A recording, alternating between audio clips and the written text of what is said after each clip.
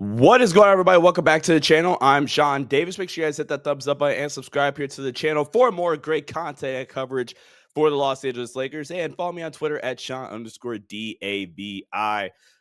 Today I want to talk about a player that I think is actually getting underrated. It has not gotten enough credit for the way he's performed so far this season. And I think this recent stretch of play without him available, honestly, is even showcasing even more why he is maybe becoming a little underrated amongst the fan base and why actually he's having a breakout season. And that is one Mr. Jaxson Hayes. And Jaxson Hayes in the summer, I viewed him as very much so a replacement level player that if he's your even honestly, I think that might be a bit nice, honestly, in terms of my view on Jaxson Hayes dating back to the summer. I thought if Jaxson Hayes was your main backup big, I thought that was a problem. And I think you would love to pair Jaxson Hayes with another backup big. That's why I thought last season, at the time at least before, everybody got hurt, I thought getting Jaxson Hayes to pair with Christian Wood made sense because I didn't like Jaxson Hayes as your lone backup big option.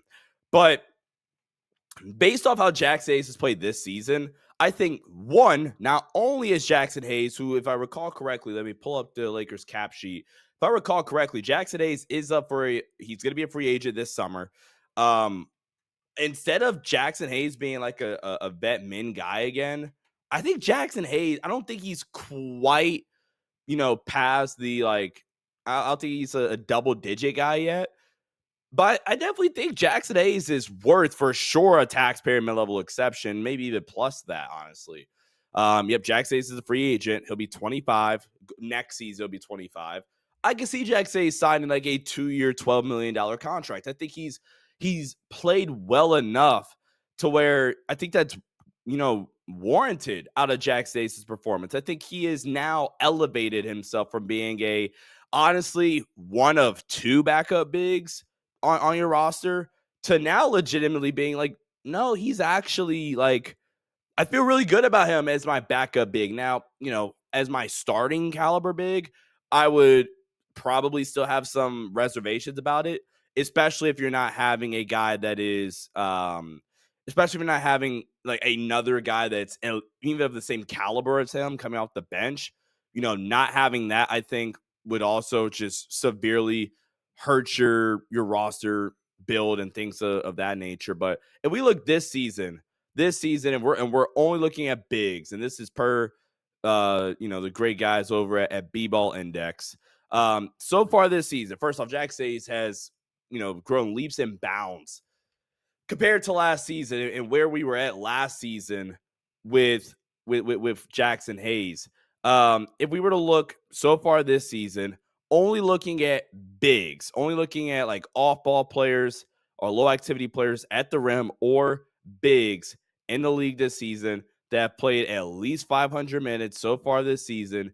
Jaxson Hayes, in terms of B-Ball Index's defensive LeBron category, which is basically evaluating, defensive impact. Jaxson Hayes is 13th overall. And actually, let's just make this purely bigs, only bigs. Jaxson Hayes in the defensive LeBron category ranks 12th in the entire league.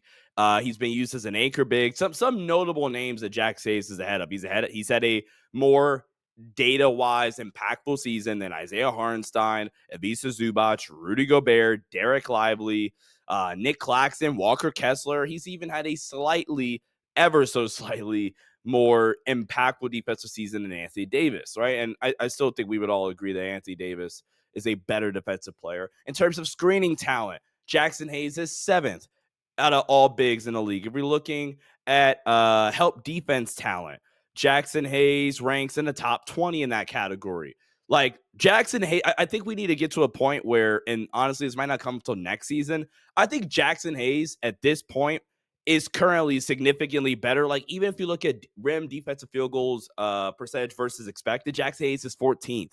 He has a better percentage than Ivica Zubac, Evan Mobley, Derek Lively, Miles Turner, DeAndre Ayton, Nick Claxton. Like I think we are at the point right now where Jaxson Hayes is a significantly better player than I think the perception is of him. It is going to take a full year to kind of get over that hump. And it does surprise me. Now, granted, the Lakers are just ravaged with injuries by itself.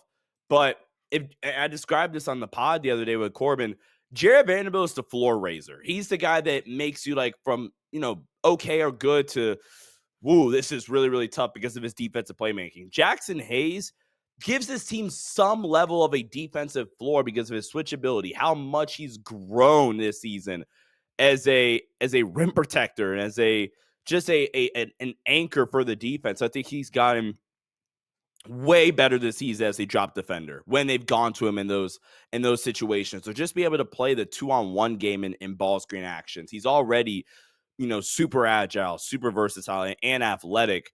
He's not this incredible rebounder, but he's going to give you opportunities on the offensive glass.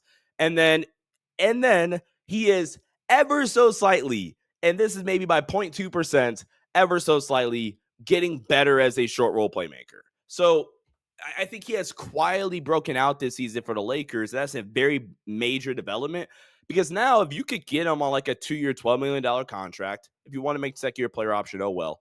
2-year, $12 million contract, and then you go get another, your starting big.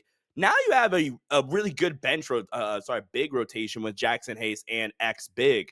Because I think Jaxson Hayes has played like a rotation level big, where last season and years prior, I don't know if that was always the case with Jaxson Hayes, but he's had a really, really good season. Super, super happy for Jaxson Hayes. And then obviously we've talked about it, the vertical finishing presence. He's a good enough screener, ranks out well in that category.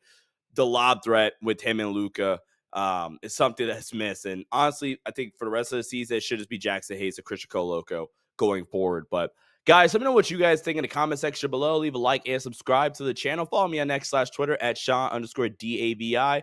Thank you guys so much for watching. And as always, go Lake Show. Catch you guys in the next one. Peace out.